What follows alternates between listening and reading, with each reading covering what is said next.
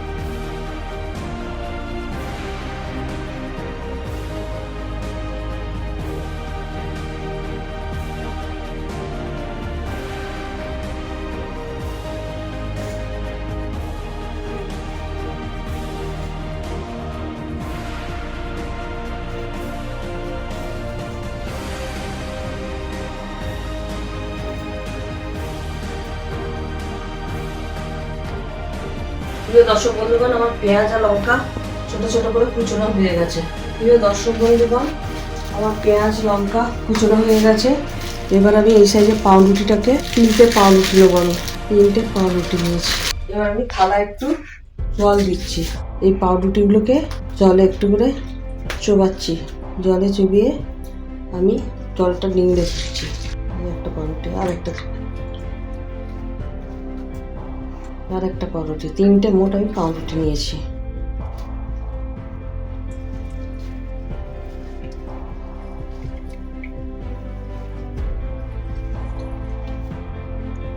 এখন আমি এই জলটা ফেলে দিচ্ছি। এবার আমি এতে কিছুটা পরিমাণ সুজি দেবো। ছোটোখাটো এক বাটি মতো সুজি দিলাম। এবার আমি একটু কালো জিরে দেবো। কালো জিরে দিলাম। এবার একটু জোয়ান দেবো। জলটা হাতে করে একটু ডলে দেবো।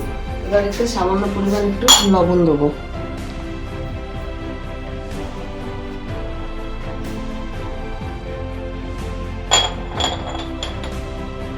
এবার চটকে আমি মাখাবো সবগুলো পকোড়া। পাউরুটি, আলু আর সুজি, পেঁয়াজ কুচনো, লঙ্কা কুচনো, এগুলো সব আমি একসঙ্গে মাখবো। এবার এতে আমি একটু সাদা তেল দেবো। সামান্য পরিমাণে সাদা তেল দেবো। একটু চিলি ফ্লেক্স দেবো। এবার এতে একটু চিলি ফ্লেক্স দেবো।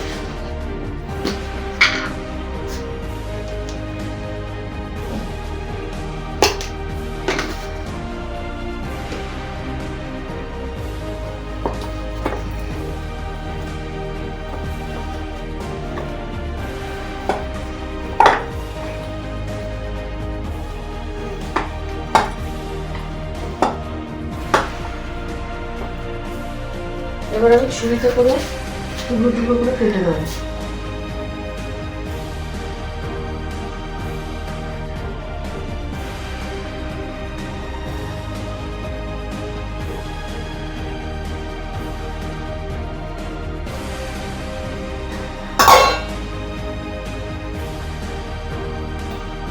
ছুরিতে একটু তেল দিয়ে দিলাম, হাতে ছুরিতে দিলাম।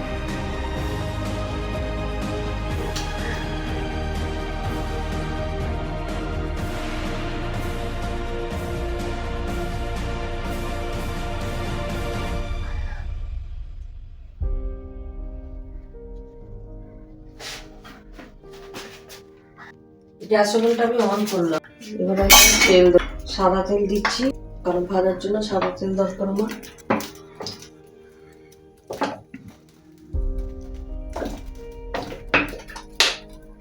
এবার আমার তেলটা গরম হয়েছে, আমি গরম তেলে এগুলো দেবো এক একটা করে।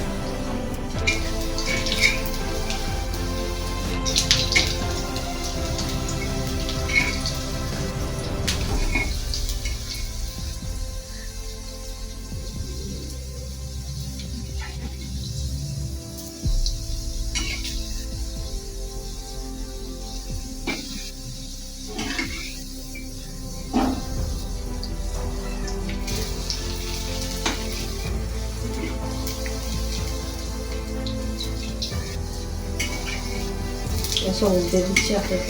এবার আমার ভাজা হয়ে গেছে, আর একবার উল্টে দেবো। এবার একটু সঙ্গে মুচমুচে হয়েছে।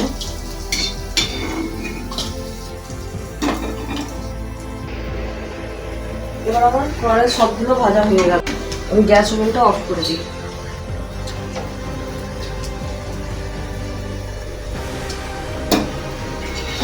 এবার আমার এগুলো ভাজা হয়ে গেল।